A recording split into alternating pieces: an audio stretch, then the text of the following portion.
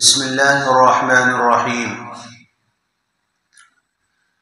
لقد من الله على المؤمنين إذ بعث فيهم رسولا من أنفسهم يتلو عليهم آياته ويزكيهم ويعلمهم الكتاب والحكمة وإن كانوا من قبل لفي ضلال مبين. صدق الله مولانا العظيم ونحن على ذلك لمن الشاهدين والشاكرين والحمد لله رب العالمين. اللهم صل على سيدنا محمد وعلى آل سيدنا محمد وبارك وسلم. اللهم صل على سيدنا محمد وعلى آل سيدنا محمد وبارك وسلم. اللهم صل على سيدنا محمد وعلى آل سيدنا محمد وبارك وسلم. نازش گل وہ شمع سبل وہ، نازش گل وہ شمع سبل وہ، رہبر کل وہ ختم الرسل وہ، ہر خوبی شایان محمد صلی اللہ علیہ وسلم. نام میں اعلیٰ کام میں بالا، نام میں اعلیٰ کام میں بالا، سب سے نرالا کملی والا، دامن حق و امان محمد صلی اللہ علیہ وسلم. عابد و اعبد زاہد و ازہد، عابد و اعبد زاہد و ازہد، ماجد و امجد حامد و احمد، عظمت بے پایان محمد صلی اللہ علیہ وسلم. علم میں اعلم فہم میں افہم، علم میں اعلم فہم میں افہم، فعل میں احکم قول میں اکرم. جاری ہے فیضان محمد صلی اللہ علیہ وسلم. نور ہدایت شمع رسالت، نور ہدایت شمع رسالت، ماہ امانت مہر دیانت. اللہ اللہ کیا شان محمد صلی اللہ علیہ وسلم. لائق صد احترام بزرگوں، ہر قسم کی تعریفات اللہ رب العزت کے لیے ہیں، جس نے اپنی قدرت کاملہ سے اس کائنات کو وجود بخشا اور بے حساب درود و سلام اس ذات گرامی کے اوپر کہ جس کو اللہ تبارک و تعالی نے رحمت للعالمین بنا کر مبعوث فرمایا اور جس کے صدقے اور طفیل سے سارا جہان بنایا. آج کی اس مجلس کے اندر آپ حضرات کے سامنے رسول اللہ صلی اللہ علیہ وسلم کی تعریفات، محامد، خوبیوں کا وہ تذکرہ کیا جائے گا جو اللہ تبارک و تعالی نے قرآن مجید کے اندر اپنے محبوب کا تذکرہ فرمایا ہے. یا یہ کہہ لیجئے کہ آج کی مجلس میں شان مصطفیٰ بزبان خدا کا آج کا عنوان ہے. جہاں تک رسول اللہ صلی اللہ علیہ وسلم کی خوبیوں، آپ کے اوصاف، آپ کی محامد، محاسن، آپ کے کمالات کی بات ہے تو دنیا کے اندر بہت سارے لوگوں نے آپ کی تعریفات بیان کی ہیں. بڑے بڑے خطیبوں نے، ادیبوں نے، علماء نے، محدثین نے، مفسرین نے، مجتہدین نے، مقررین نے، واعظین نے، اپنوں نے، پرایوں نے، ہر قسم کے لوگوں نے، ماننے والوں نے بھی اور نہ ماننے والوں نے بھی، سب نے آپ کی تعریفات بیان کی ہیں. وہ چاہے مشرق کے رہنے والے ہوں یا مغرب کے رہنے والے ہوں، شمال کے رہنے والے ہوں یا جنوب کے رہنے والے ہوں، عرب کے رہنے والے ہوں یا عجم کے رہنے والے ہوں یا 7 بر اعظم کے رہنے والے ہوں، کہیں کے بھی رہنے والے ہوں، رسول اللہ صلی اللہ علیہ وسلم کی شان کو ہر ایک نے اپنے اپنے بساط اور اپنی اپنی طاقت کے مطابق بیان کیا ہے۔ لیکن ظاہر سی بات ہے، آپ صلی اللہ علیہ وسلم کا جو مقام اور مرتبہ ہے، اللہ نے جن خوبیوں سے آپ کو مالا مال فرمایا ہے، ان خوبیوں کا 10واں حصہ بھی کوئی بیان نہیں کر سکتا۔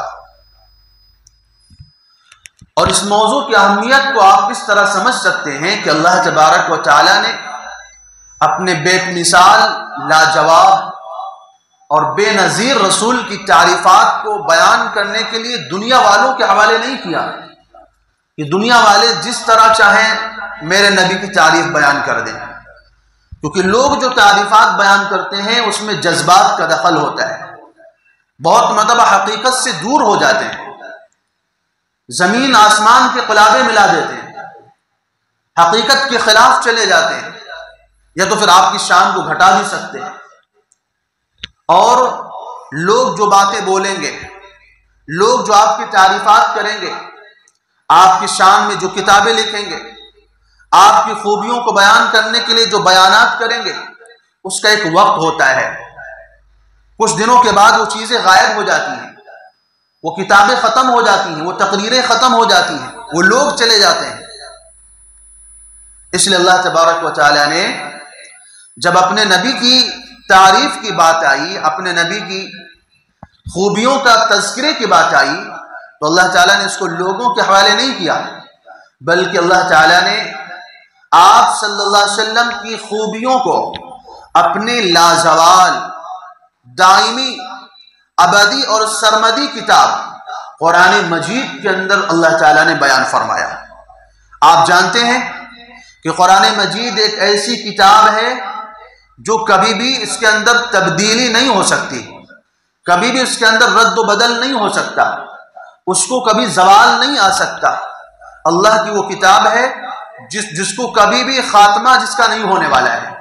جب تک دنیا کے اندر قرآن مجید پڑھا جائے گا، جب تک دنیا کے اندر قرآن مجید کی تلاوت کی جائے گی، کسی گاؤں میں بھی ہو، کسی گھر میں ہو، کسی شہر میں ہو، کسی بھی ملک میں ہو، کسی بھی خطے میں ہو، کسی بھی زبان پر بھی ہو، جب بھی قرآن مجید کی تلاوت ہوگی تو قرآن مجید کی وہ آیتیں ضرور پڑھی جائیں گی جو اللہ تبارک و تعالی نے اپنے محبوب حضرت محمد صلی اللہ علیہ وسلم کی شان میں بیان فرمائی۔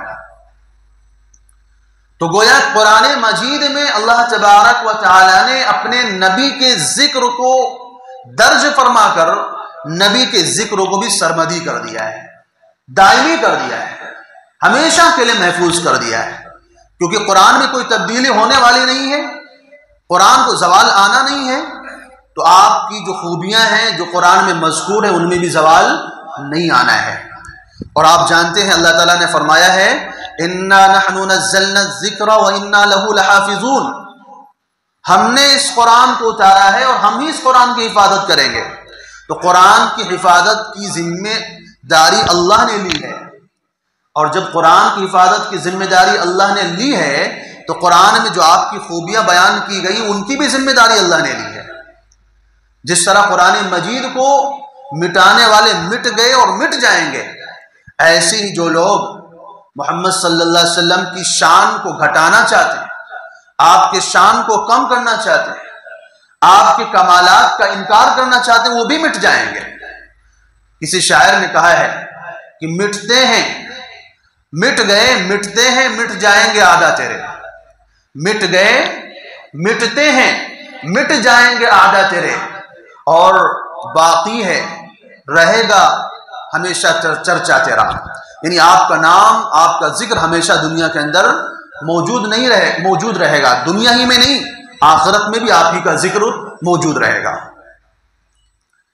تو قرآن مجید کی وہ چند آیتیں میں آپ کے سامنے پیش کرنے کی کوشش کروں گا جس میں اللہ تبارک و تعالی نے رسول اللہ صلی اللہ علیہ وسلم کی شان کو بیان فرمایا ہے۔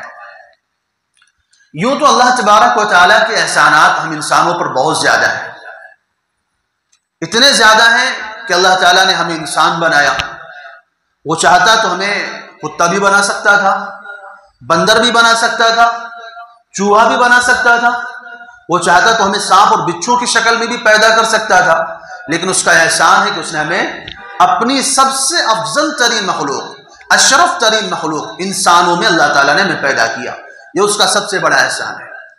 پھر انسان بنانے کے بعد اللہ کا دوسرا بڑا احسان کیا ہے کہ اللہ تعالیٰ نے ہمیں ایمان والا بنایا۔ اگر وہ چاہتا تو ہم کسی ہندو کے گھر بھی پیدا ہو سکتے تھے، کسی عیسائی کے گھر بھی جنم لے سکتے تھے، کسی یہودی کے گھر میں بھی ہماری ولادت ہو سکتی تھی، کسی اور مذہب کے ماننے والے یا کسی دہریے کے گھر میں ہمارا وجود آ سکتا تھا، لیکن اللہ کا بڑا احسان ہے کہ اللہ نے اس نبی کی امت میں ہمیں پیدا فرمایا جس نبی کی امت میں آنے کے لیے اللہ کے پیغمبروں نے دعائیں مانگی۔ موسیٰ علیہ السلام جیسے جلیل القدر پیغمبر نے اللہ سے گزارش کی، اللہ میری نبوت، میری رسالت، میرا مرتبہ، میرا مقام، منصب سب لے لیجئے، مجھے کچھ نہیں چاہیے، مجھے بس آپ آخری نبی کی امت میں پیدا فرما دیجئے۔ اللہ نے بغیر مانگے ہمیں عطا فرمایا، کتنا بڑا احسان ہے۔ اللہ کا احسان ہے، اس نے ہمیں ایمان سے نوازا ہے، کلمے والا بنایا ہے، قرآن والا بنایا ہے، صراط مستقیم والا بنایا ہے۔ وہ چاہتا تو ہم بھی کہیں اور کسی بندر کے سامنے جھک رہے ہوتے، کسی بڑے پیڑ کو دیکھ کر کے اس کے سامنے سر جھکا رہے ہوتے، کسی مورت کے سامنے ہاتھ جوڑ کے کھڑے ہو رہے ہوتے، کبھی سورج کو نکلتے ہوئے اس کے سامنے ہاتھ جوڑ کر بیٹھے ہوتے، کبھی چاند کو نمسکار کر رہے ہوتے، یا اور کسی چیز کی پوجا میں لگے ہوتے۔ اللہ کا بڑا احسان ہے، اللہ کا بڑا انعام ہے، اللہ کا بڑا کرم ہے کہ اللہ تعالیٰ نے ہمیں ایمان والا بنایا ہے۔ قرآن میں اللہ نے فرمایا اس بات پر فخر کرو تم۔ جب ایک کافر اپنے کفر پر فخر کر سکتا ہے تو ایک مسلمان اپنے اسلام پر فخر کیوں نہ کرے؟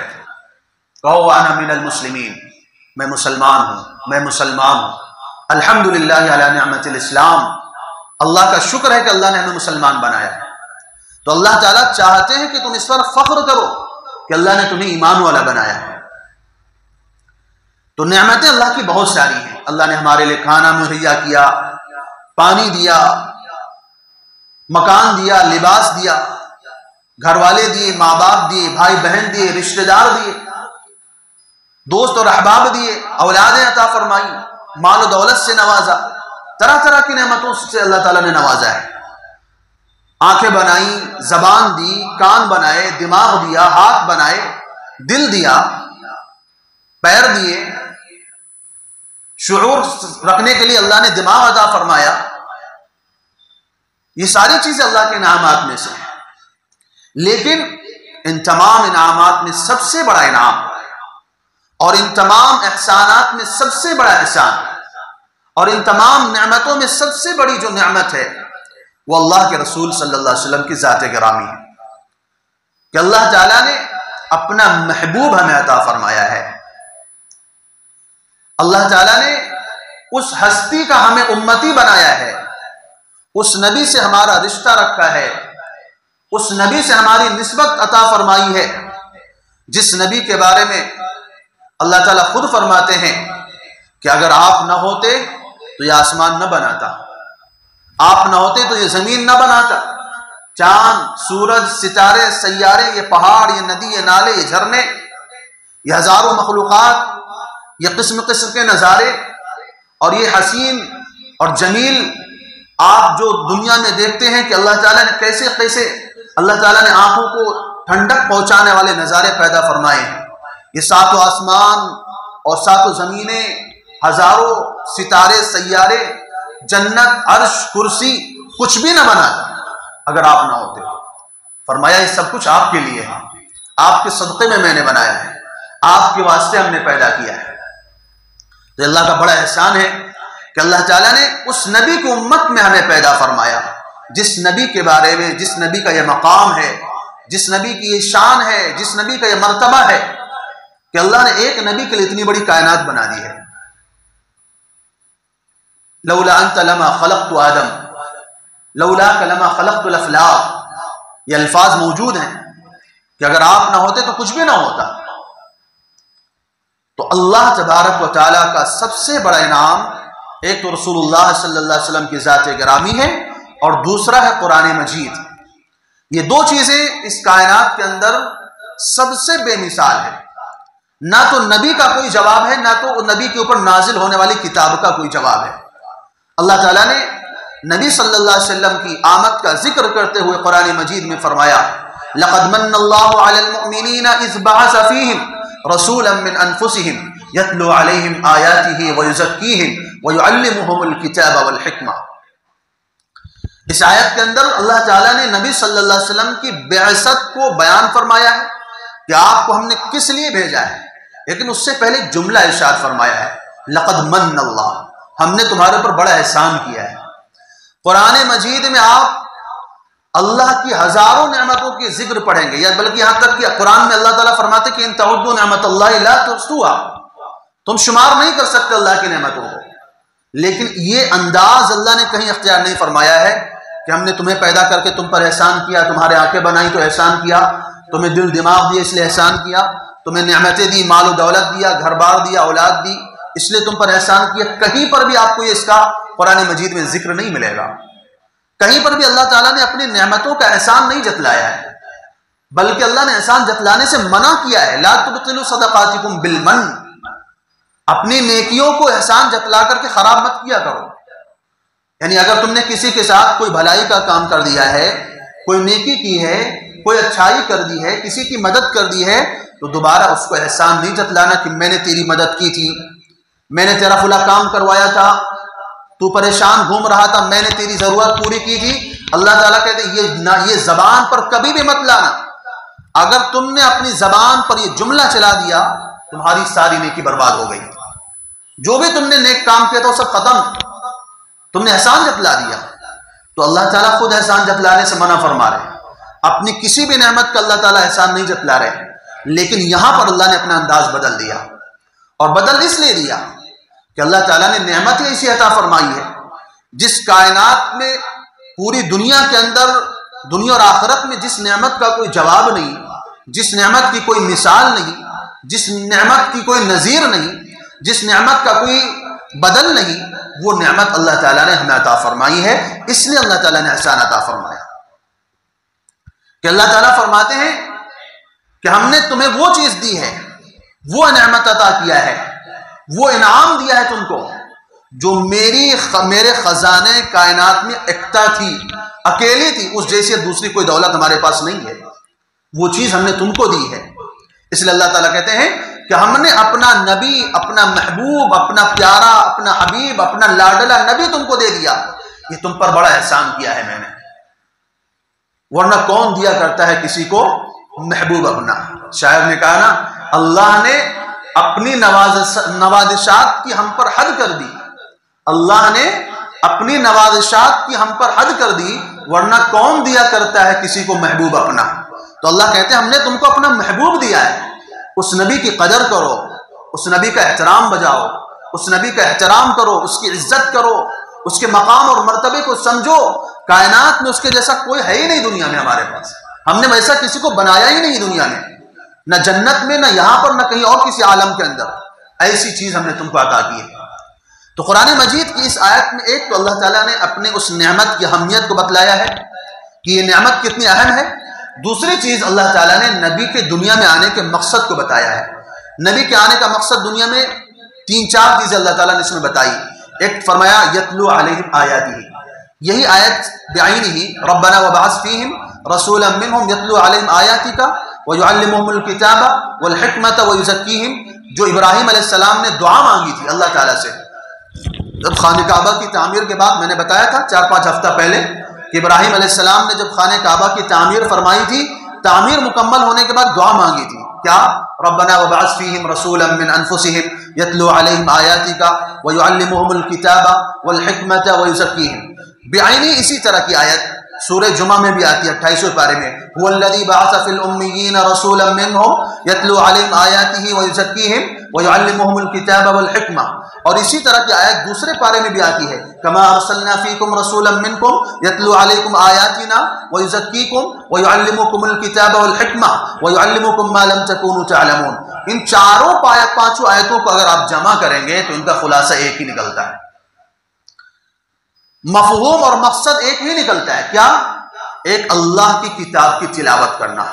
قرآن کی تلاوت نبی کی دنیا میں آنے کا مقصد ہے، دوسرا مقصد قرآن کی تعلیم، قرآن کو سکھانا، قرآن کا مطلب سمجھانا، قرآن کا مفہوم سمجھانا، قرآن کا شان نزول سمجھانا، قرآن مجید کی گہرائی سے لوگوں کو واقف کروانا۔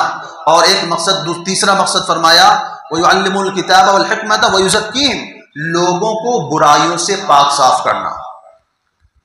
آپ کے آنے سے پہلے لوگوں میں بڑی اخلاقی برائیاں موجود تھیں، زنا عام تھا، شراب عام تھی، چوری عام تھی، قتل عام تھا، لڑائی جھگڑا فتنہ فساد عام تھا، یہ فطرت میں پڑی ہوئی تھی، ان کے لوٹ مار ان کی عادت تھی، ہر طاقتور کمزور کو لوٹ لیا کرتا تھا، ان کے بچوں کو اٹھا لے جاتا تھا، غلام بنا لیتا تھا، ان کی عورتوں کو اٹھا کر باندی بنا لیتا تھا، ان کے مال و دولت کو چھین لے جاتا تھا، ان کے جانوروں پر قبضہ کر لیتا تھا، زمینوں پر قبضہ کر لیتا تھا، یہاں تک کہ ہر چیز ان سے چھین لے کر ان کو جو ہے ایک لاچار، اپاہج اور اپنگ بنا کر چھوڑ دیتا تھا۔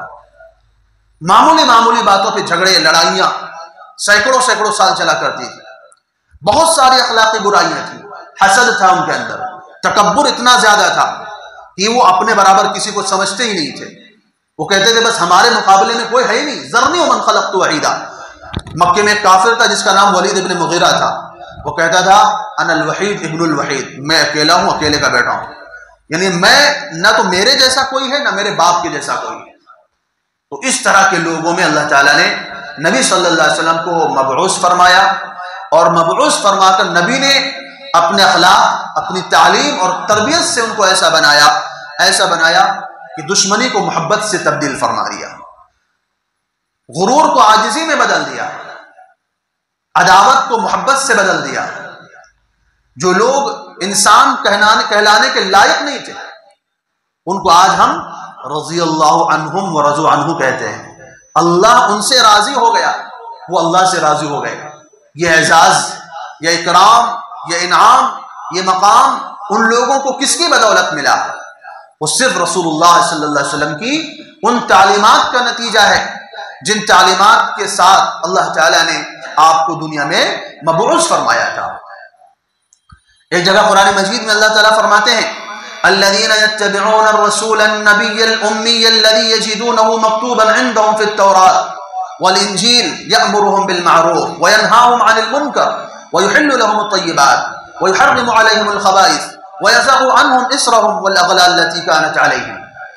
اس آیت کے اندر اللہ تعالیٰ نے نبی صلی اللہ علیہ وسلم کے چند اوصاف کو بیان فرمایا۔ پہلا صفت یہ بتایا الذين يتبعون الرسول النبي الأمي، کہ آپ رسول امی ہیں۔ امی اس شخص کو کہا جاتا ہے جس نے کسی سے پڑھنا لکھنا نہ سیکھا ہو۔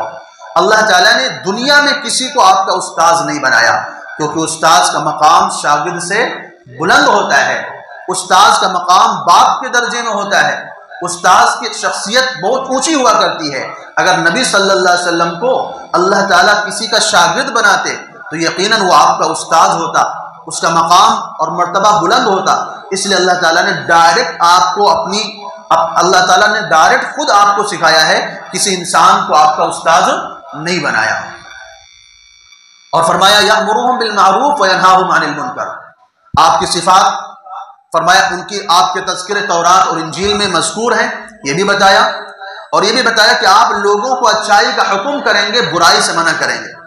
یحل لهم الطیبات، اپنے ماننے والوں کے لیے پاکیزہ چیزیں حلال قرار دیں گے، ویحرم علیہم الخبائث، اور ان کے لیے گندی چیزیں ناپاک حرام قرار دیں گے۔ گندی چیزیں ہیں، سانپ ہے، بچھو ہے، گندے جانور ہیں، حرام جانور ہیں۔ آپ جانتے ہیں دنیا میں جانور تو ہزاروں ہیں، لیکن ہمارے لیے ہر جانور کھانا جائز نہیں، وہ محدود ہیں۔ بتائے گئے کہ فلا جانور ہی کھا سکتے ہیں، اس کے علاوہ تو جو صاف فطرت کے جانور ہیں، جو پاکیزہ طبیعت کے جانور ہیں، اللہ تعالیٰ نے انہی چیزوں کو ہمارے لیے حلال قرار دیا۔ جو گندی چیزیں ہیں، حشرات الارض ہیں، کیڑے مکوڑے ہیں، جن کو دیکھ کر کے طبیعت میں گھن پیدا ہوتی ہے، اکتاہٹ پیدا ہوتی ہے، طبیعت کے اندر کراہت آتی ہے، وہ ساری چیزیں نبی صلی اللہ علیہ وسلم نے حرام قرار دی۔ دیگر قومیں کھاتی ہیں، آپ جانتے ہیں، لیکن مسلمان ساری چیزیں نہیں کھا سکتا۔ اور ایک اہم چیز جو اللہ تعالیٰ نے بیان فرمائی وہ ذرا سوچنے کی ہے کہ وَيَزَعُ عَنْهُمْ إِسْرَهُمْ وَالْأَغْلَالَ الَّتِي كَانَتْ عَلَيْهِمْ، نبی کے آنے سے پہلے لوگوں کے اوپر رسومات کا طوق پڑا ہوا تھا، غلامی کی زنجیروں میں لوگ جکڑے ہوئے تھے۔ میں نے بتایا کہ لوگوں کو لوگ غلام بنا لیا کرتے تھے، لوٹ کر پکڑ لے جاتے تھے اور اپنا غلام بانی بنا کر کے رکھ لیتے تھے۔ انسانوں کی خرید فروخت ہوتی تھی، منڈیاں لگائی جاتی تھی، باقاعدہ بولیاں لگا کر کے انسانوں کو بیچا جاتا تھا، انسانوں کو خریدا جاتا تھا، غلام بنایا جاتا تھا۔ نبی صلی اللہ علیہ وسلم کی دنیا میں آنے کا ایک بڑا مقصد لوگوں کو آزادی دلانا بھی تھا۔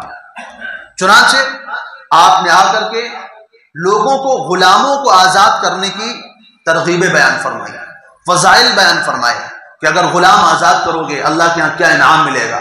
دھیرے دھیرے کرتے کرتے معمولی سے معمولی گناہ پر غلام آزاد کرنے کا حکم دیا گیا۔ تم سے یہ غلطی ہوئی، غلام آزاد کرو، تم سے وہ غلطی ہوئی، غلام آزاد کرو، تم سے وہ گناہ ہوا، غلام آزاد کرو، تم سے یہ گناہ ہوا، غلام آزاد کرو۔ معمولی سے گناہوں پر غلاموں کو آزاد کرنے کا حکم دیا گیا۔ مخصوص دنوں میں غلاموں کی آزادی کے فضائل بتائے کہ فلاں رات میں غلام آزاد کرو گے تو جنت کا وہ مقام ملے گا۔ تو دھیرے دھیرے کر کے وہ کیا ہوا، دنیا کے اندر سے غلام اور باندی کا وجود ختم ہو گیا، انسانوں کو آزادی مل گئی۔ ورنہ انسان کو خریدتا بیچتا تھا۔ اسلام کی فطرت، اسلام چونکہ دین فطرت ہے اور اسلام کی تعلیمات میں یہ بات شامل ہے کہ دنیا میں جتنے بھی انسان پیدا ہوئے ہیں وہ آزاد پیدا ہوئے، وہ کسی کے غلام نہیں۔ اللہ نے کسی کو کسی کا غلام نہیں بنایا ہے۔ تو نبی صلی اللہ علیہ وسلم کے دنیا میں آنے کا ایک مقصد کیا تھا؟ لوگوں کو غلامی کی زنجیروں سے آزادی دلانا تھا، تاکہ لوگوں کو آزادی کی سانس نصیب ہو۔ آج بھی لوگوں کو غلام بنانے کی کوششیں کی جا رہی ہیں۔ آپ کا ملک کچھ سالوں پہلے غلام تھا اور اللہ نے آپ کو آزادی عطا فرمائی۔ ایسی دنیا کے اندر کوششیں تو ہوتی رہی ہیں، لیکن رسول اللہ صلی اللہ علیہ وسلم نے آ کر کے حقیقی معنوں میں انسانوں کو آزادی دلائی۔ قرآن مجید کے اندر ایک جگہ اللہ تبارک و تعالی نے رسول اللہ صلی اللہ علیہ وسلم کے چند اوصاف کا ذکر فرمایا ہے۔ ان میں سے ایک فرمایا، یا ایھا النبی انا ارسلناک، اے نبی صلی اللہ علیہ وسلم ہم نے آپ کو رسول بنایا ہے۔ رسول اس شخصیت کو کہا جاتا ہے جس کو نبوت کے ساتھ ساتھ کتاب اور شریعت بھی عطا کی گئی ہو۔ دنیا میں 1,24,000 انبیاء علیہ السلام تشریف لائے، لیکن رسولوں کی تعداد صرف 313 ہے، کیونکہ نبی ہر اس انسان کو کہا جاتا ہے جس کی طرف اللہ کی طرف سے وحی آتی ہو، اللہ کا پیغام پہنچایا جاتا ہو۔ لیکن رسول اس نبی کو کہا جاتا ہے کہ وحی کے ساتھ ساتھ اس کو شریعت اور کتاب بھی دی گئی ہو۔ جیسے محمد صلی اللہ علیہ وسلم ہے، آپ کو نئی شریعت بھی دی گئی اسلام، اور کتاب بھی قرآن مجید کی شکل میں عطا کیا گیا۔ موسیٰ علیہ السلام ہے، آپ کو شریعت بھی دی گئی اور کتاب بھی دی گئی تورات کی شکل میں۔ عیسیٰ علیہ السلام ہے، آپ کو شریعت بھی دی گئی اور کتاب بھی دی گئی انجیل کی شکل میں۔ تو رسول اور نبی میں معمولی سا فرق ہے۔ وحی تو دونوں کی طرف آتی ہے، نبی کی طرف بھی وحی آتی ہے، رسول کی طرف بھی وحی آتی ہے، لیکن بنیادی فرق کیا ہوتا ہے کہ نبی عام ہوتا ہے، رسول خاص ہوتا ہے۔ یعنی نبی تو کوئی بھی شخص ہو سکتا ہے جس کی طرف اللہ کی طرف سے وحی آئی ہو، لیکن رسول اسی نبی کو کہا جائے گا جس کو وحی کے ساتھ ساتھ کتاب اور شریعت بھی دی گئی ہو۔ تو 1,24,000 انبیاء علیہ السلام میں سے رسول صرف 313 ہیں، اور ان تمام رسول میں، تمام نبیوں میں، تمام پیغمبروں میں سب سے بلند مقام، سب سے بلند مرتبہ جو ہے وہ رسول اللہ صلی اللہ علیہ وسلم کا ہے، کہ نبی نے خود فرمایا ہے، انا سید ولد آدم یوم القیامہ فما وما من سواہ الا تحت لوائی۔ فرمایا قیامت کے دن میں تمام اولاد آدم کا سردار ہوں، اور آدم سے لے کر کے قیامت تک آنے والے تمام انسان سارے کے سارے میرے جھنڈے کے نیچے ہوں گے، یعنی میری ماتحتی میں ہوں گے۔ اللہ نے سب کا مجھے سردار بنایا ہے۔ تو یہ اللہ کا انعام ہے کہ اللہ جس کو چاہے کائنات کا یہ مقام عطا فرما دے۔ جب نبی صلی اللہ علیہ وسلم کو رسالت عطا کی گئی تو مکے کے مشرکین کو بڑی تکلیف ہوئی، بڑا پیٹ میں درد ہوا، کہنے لگے لولا نزل هذا القرآن على رجل من القريتين عظیم، یہ قرآن کسی بڑے آدمی کے اوپر نازل کیوں نہیں ہوا؟ جیسے مکے میں ولید ابن مغیرہ ہے اور طائف میں عروہ ابن مسعود ثقفی ہیں، ان جیسے لوگوں کے اوپر قرآن نازل ہونا چاہیے تھا کہ یہ مالدار لوگ ہیں، زمیندار لوگ ہیں، جائیداد والے ہیں، سونے چاندی والے ہیں۔ محمد صلی اللہ علیہ وسلم کے پاس تو نہ مال ہے، نہ دولت ہے، نہ سونا ہے، نہ چاندی ہے، نہ باغات ہے، کچھ بھی نہیں ہے، اللہ نے ان کو نبی کیوں بنایا؟ تو اللہ تعالیٰ فرماتے ہیں اہم یقسمون رحمت ربک، تم اللہ کی رحمت کو تقسیم کرنے کے ٹھیکیدار بنتے ہو، تم فیصلہ کرو کہ ہمیں نبی کس کو بنانا ہے کس کو نہیں بنانا ہے؟ یہ ہماری مرضی ہے، یہ ہمارا اختیار ہے، یہ ہمارا انتخاب ہے۔ اللہ اعلم حیث یجعل رسالتہ، اللہ جس کو چاہتا ہے رسول بناتا ہے۔ تم اپنی مالداری کی وجہ سے مستحق سمجھ رہے ہو خود کو، اللہ تعالیٰ مالداری نہیں دیکھتا ہے، کمال دیکھتا ہے، کردار دیکھتا ہے، شخصیت دیکھتا ہے، اور وہ شخصیت صرف اللہ کی نظر میں اس مقام اور مرتبے کے لائق رسول اللہ صلی اللہ علیہ وسلم کی تھی۔ تو اللہ تعالیٰ نے ایک وصف آپ کا کیا فرمایا ہے؟ رسول ہونا۔ دوسرا وصف فرمایا یا ایھا النبی انا ارسلناک شاہد، ہم نے آپ کو گواہ بنایا ہے۔ گواہ کیا مطلب ہے؟ نبی صلی اللہ علیہ وسلم کس چیز کے گواہ ہیں؟ اللہ کی وحدانیت کے گواہ ہیں، اللہ کی ذات کے گواہ ہیں، اللہ کی صفات کے گواہ ہیں، اللہ کی جنت کے گواہ ہیں، اللہ کی جہنم کے گواہ ہیں، انبیاء کی نبوت کے گواہ ہیں، رسولوں کی رسالت کے گواہ ہیں، صحابہ کے ایمان کے گواہ ہیں، امتوں کے ایمان کے گواہ ہیں، جنت جہنم عرش کرسی حور ملک فرشتوں کے گواہ ہیں، کائنات کی ہر چیز کے گواہ اللہ نے اپنے نبی کو بنایا ہے۔ جس کے حق میں نبی نے گواہی دے دی وہ کامیاب ہو جائے گا، جس کے خلاف نبی نے گواہی دے دی وہ ناکام ہو جائے گا۔ حدیث میں آتا ہے، قرآن مجید کی آیت ہے، کذالک جعلناکم امۃ وسطا، ہم نے تم کو درمیانی امت بنایا ہے، لتکونوا شہداء علی الناس، تاکہ تم لوگوں پر گواہ بن جاؤ، ویکون الرسول علیکم شہیدا، اور رسول تمہارے اوپر گواہ بن جائیں۔ کیا مطلب ہے اس کا؟ رسول اللہ صلی اللہ علیہ وسلم فرماتے ہیں کہ یدعا نوح یوم القیامہ، قیامت کے دن نوح علیہ السلام کو بلایا جائے گا، اور اللہ تعالیٰ سے جب ان کو بلائیں گے تو نوح علیہ السلام فرمائیں گے لبیک و سعدیک یا ربی، اللہ میں حاضر ہوں، میں آپ کے سامنے موجود ہوں۔ اللہ تعالیٰ فرمائیں گے الا هل بلغت قومک، کیا تم نے میرا پیغام اپنی قوم کو پہنچایا تھا؟ تو نوح علیہ السلام فرمائیں گے نعم یا ربی، اللہ جی ہاں میں نے پہنچایا تھا۔ پھر اللہ تعالیٰ ان کی قوم کو بلائیں گے، فیدعا قومہ، ان کی قوم کو اللہ تعالیٰ بلائیں گے اور ان سے پوچھیں گے الا هل بلغکم، کیا نوح نے تمہیں میرا پیغام پہنچایا تھا؟ تو نوح کی قوم کہے گی ما جاءنا من بشیر ولا نذیر، ہم نے تو ان کو دیکھا ہی نہیں کبھی، ہم ان کو جانتے ہی نہیں ہیں، ہم پہچانتے ہی نہیں ہیں، ہمارے پاس کوئی ڈرانے والا نہیں آیا۔ سوچئے ذرا کیسا خطرناک منظر ہوگا۔ قیامت کا ماحول ہے، آدم علیہ السلام سے لے کر قیامت تک پیدا ہونے والے انسان موجود ہیں، اپنے پرائے، ایمان والے، بے ایمان، مسلمان، مشرک، کافر، یہودی، عیسائی، دہریے، سارے کے سارے موجود ہیں۔ اور نوح جیسا پیغمبر جس کے بارے میں قرآن کہتا ہے لقد ارسلنا نوحا الى قومه فلبث فيهم 1000 سنة الا 50 عاما، کہ بیچارے نوح علیہ السلام 950 سال تک لوگوں کو سمجھاتے رہے بات کہ اللہ کے سوا کوئی معبود نہیں، اللہ کے سوا کوئی معبود نہیں۔ 950 سال تک نوح علیہ السلام نے ان کو سمجھایا، بتایا، اور قوم کہہ رہی کہ ہم نے ان کو دیکھا ہی نہیں، انکار کر جا رہی ہے۔ اور میدان محشر کا مسئلہ ہے، کوئی عام عدالت نہیں لگی ہوئی ہے، کامیابی ناکامی جنت اور جہنم کے فیصلے کی بات ہے۔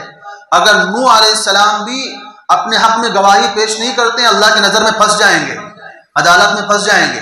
اب نوح علیہ السلام سے اللہ تعالیٰ فرمائیں گے من یشہد لک، گواہ لے کر کے آؤ۔ آپ کی قوم آپ کی بات کو ماننے سے انکار کر رہی ہے، قوم کہہ رہی کہ ہم نے نوح علیہ السلام کو دیکھا ہی نہیں ہے، ہمارے پاس یہ آئے ہی نہیں تھے اب کا پیغام لے کر کے، ہمیں انہوں نے کوئی پیغام نہیں پہنچایا ہے، گواہ لے کر کے آئیے، ثبوت پیش کیجئے۔ عدالت لگی ہے نا، عدالت میں ثبوت چلتا ہے، اگر آپ ثبوت پیش کر دیں گے آپ بری ہو جائیں گے، ثبوت نہیں پیش کریں گے مجرم بن جائیں گے۔ بتائیے نوح علیہ السلام جیسا پیغمبر تھر تھرا رہا ہوگا، اس وقت نوح علیہ السلام کہیں گے ہاں میرے پاس گواہ موجود ہیں۔ کہیں گے کون گواہی دے گا؟ من یشہد لک، فرمایا محمد و امتہ، کہ میرے حق میں گواہی جو دیں گے وہ محمد صلی اللہ علیہ وسلم اور ان کی امت گواہی دے گی۔ امت محمدیہ کو بلایا جائے گا، امت محمدیہ سے پوچھا جائے گا تو امت محمدیہ کہے گی ہاں نعم بلغ رسالک، ہاں انہوں نے آپ کے پیغام کو ان لوگوں تک پہنچایا تھا۔ تو ان سے پوچھا جائے گا تمہیں کیسے پتا چلا؟ اما علیکم بہذا، تمہیں کیسے معلوم ہوا؟ تم تو ہزاروں سال کے بعد آئے تھے، نوح علیہ السلام کو اب تک گزرے ہوئے شاید 5-6 ہزار سال گزر چکے ہوں گے، تو اتنے دنوں کے بعد تم پیدا ہوئے ہو، تم کیسے گواہی دیتے ہو؟ تو انہوں نے کہا کہ ہمیں ہمارے رسول حضرت محمد صلی اللہ علیہ وسلم نے بتایا تھا ان الرسل قد بلغوا، کہ تمام پیغمبروں نے اللہ کے پیغامات کو ان کے امتوں تک پہنچایا تھا، فصدقناہ، تو ہم نے محمد صلی اللہ علیہ وسلم کی تصدیق کی ہے، اس لیے ہم اس بات کی گواہی دیتے ہیں۔ تو اس طرح رسول اللہ صلی اللہ علیہ وسلم فرماتے ہیں صرف نوح کا معاملہ نہیں ہے، ہر ایک نبی کے ساتھ یہی معاملہ ہوگا. یجیء النبی ومعه رجل، یجیء النبی ومعه رجلان، یجیء النبی ومعه ثلاثه فما اکثر، کہ کسی نبی کے ساتھ ایک آدمی کھڑا ہوگا، کسی نبی کے ساتھ 2 آدمی ایمان لانے والے ہوں گے، کسی نبی کے اوپر 3 آدمی ایمان لانے والے ہوں گے، کسی نبی پر اور زیادہ ہوں گے، لیکن اکثریت تو منکر ہوگی، اکثریت تو نبی کے خلاف ہوگی. تو اس نبی سے پوچھا جائے گا حل بلغت، کہ تو نے اپنا پیغام پہنچایا تھا؟ تو نبی کہے گا جی ہاں پہنچایا تھا میں نے. قوم کو بلایا جائے گا فیدعى القوم، تو وہ کہیں گے کہ ما جاءنا من بشیر ولا نذیر، ہم نے تو ان کو دیکھا ہی نہیں، ہم تو پہچانتے ہی نہیں. ہر نبی کی گردن کو چھڑانے والے کام کون کریں گے؟ یہ کام کون کرے گا؟ محمد صلی اللہ علیہ وسلم کریں گے. اس لیے اللہ تبارک و تعالیٰ نے فرمایا یا ایھا النبی انا ارسلناک شاہدا، ہم نے آپ کو گواہ بنایا ہے. کل قیامت کے دن جب پیغمبر اپنی امتوں کے سامنے پھنس جائیں گے، جب قیامت کے دن اللہ کے برگزیدہ ہستیاں، اللہ کے رسول، جن لوگوں نے ایک لمحے بھی اللہ کی نافرمانی نہیں کی، لیکن قیامت کے دن جب گواہی کا مسئلہ پیش آئے گا، قیامت کے دن جب ثبوت دینے کا مسئلہ پیش آئے گا، وہ پیغمبر عاجز ہو جائیں گے اور ان کو مجبور ہو کر کے محمد صلی اللہ علیہ وسلم کا سہارا لینا ہی پڑے گا. اس لیے آپ کو اللہ تعالیٰ نے فرمایا شاہد، آپ کو ہم نے گواہ بنایا ہے. اسی آیت کے اندر اللہ تعالیٰ اگلی صفت آپ کی بیان فرماتے ہیں کہ شاہدا و مبشرا، ہم نے آپ کو خوشخبری دینے والا بنایا ہے کہ آپ اپنے ماننے والوں کو خوشخبری سناتے ہیں. آپ جانتے ہیں کتنی روایتیں ایسی ہیں جس میں رسول اللہ صلی اللہ علیہ وسلم نے جنت کی بشارتیں بتائی ہیں کہ جنت میں یہ نعمتیں ہوں گی، جنت کے محلات ایسے ہوں گے، وہاں کے کھانے ایسے ہوں گے، وہاں کے گھر ایسے ہوں گے، کمرے ایسے ہوں گے، وہاں کی حوریں کیسی ہوں گی، وہاں کے باغات کیسے ہوں گے. ساری چیزوں کے بارے میں تفصیلات آپ نے سنی ہے، رسول اللہ صلی اللہ علیہ وسلم نے حدیثوں کے اندر بتائی ہے، خوشخبری دی ہے. کن لوگوں کو؟ بشر المؤمنین، بشر المخبتین، بشر الذین آمنوا وعملوا الصالحات ان لهم جنات تجری، کہ ہے نا. تو یہ قرآن مجید میں بھی اللہ تعالیٰ نے مختلف مقامات پر یہ فرمایا ہے کہ آپ لوگوں کو خوشخبری سنائیے، خوشخبری سنائیے کہ ایمان والوں کے لیے اللہ نے جنت تیار کی ہے. اور اگلی صفت رسول اللہ صلی اللہ علیہ وسلم کی اللہ تعالیٰ نے جو بتائی ہے وہ فرمایا ہے وہ مبشرا و نذیرا، آپ ڈرانے والے بھی ہیں. یعنی جو لوگ نہیں ماننے والے ہیں، جو انکار کرنے والے ہیں، جو لوگ آپ کی نبوت کو تسلیم نہیں کرتے ہیں، ان کو ڈرانے والے بھی ہیں اللہ کے عذاب سے. آپ نے عذاب کی دھمکیاں بھی دی ہیں کہ کافروں کے ساتھ کیا انجام ہونے والا ہے، کافروں کو کیسے کیسے عذابات سے دوچار کیا جائے گا. یہ ساری تفصیلات بھی قرآن اور حدیث کے اندر بھری پڑی ہیں، اور آپ نے سنا بھی ہے کہ کتنی ساری سخت اور کتنے خطرناک قسم کے عذابات کا ذکر حدیثوں کے اندر آیا ہے. اور ایک صفت اللہ تعالیٰ نے بتائی وَدَاعِي إِلَى اللَّهِ، آپ لوگوں کو اللہ کی طرف بلانے والے ہیں. یہ صفت ایسی صفت ہے کہ جس دن سے آپ کو نبوت ملی ہے اس دن سے لے کر کے مرنے تک آپ اس صفت پر قائم رہے. مکے میں رہے تب بھی، مدینے میں رہے تب بھی، سفر میں ہو، حضر میں ہو، گھر میں ہو، باہر ہو، مسجد میں ہو، بازار میں ہو، بدر میں ہو، احد میں ہو، حنین میں ہو، احزاب میں ہو، کہیں پر بھی ہو، کسی بھی موقع پر اللہ تعالیٰ کی طرف بلانا آپ کبھی نہیں چھوڑتے تھے. مکے کی گلیوں میں پھرتے تھے، گھر گھر میں جاتے تھے، حرم میں جاتے تھے، عکاظ میں جاتے تھے، مینا میں جاتے تھے، جگہ جگہ جا کر کے لوگوں کو اللہ کا پیغام سناتے تھے، اللہ کی طرف بلاتے تھے کہ آپ اللہ کی طرف آ جاؤ. قولوا لا الہ الا اللہ تفلحوا، قولوا لا الہ الا اللہ تفلحوا، لوگوں اللہ کو خدا مان لو، اللہ کو معبود مان لو، کامیاب ہو جاؤ گے. تو یہ داعی الی اللہ کی صفت ہے. آپ نے نبوت سے لے کر کے مرنے کے دم تک آپ اس صفت پر قائم رہے، ہمیشہ لوگوں کو اللہ کی طرف بلاتے رہے. ایک بھی آدمی اگر بغیر ایمان کے دنیا سے رخصت ہو جاتا، آپ تڑپ جاتے تھے کہ یہ بندہ مجھ سے رہ گیا، یہ بندہ مجھ سے چھوٹ گیا، یہ بغیر ایمان کے چلا گیا دنیا سے. تو یہ آپ کی صفت ہے جو ہمیں بھی اپنانے کی ضرورت ہے.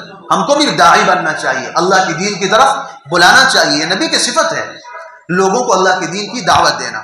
اور فرمایا وَسِرَاجًا مُنِيرًا، ہم نے آپ کو روشن کرنے والا سورج بنایا ہے. ایک یہ نہیں فرمایا کہ ہم نے آپ کو سورج بنایا ہے، سورج تو ہوتا ہی چمکدار، وہ تو روشن ہی ہوتا ہے. آپ سورج بھی اور روشن کرنے والے سورج ہیں.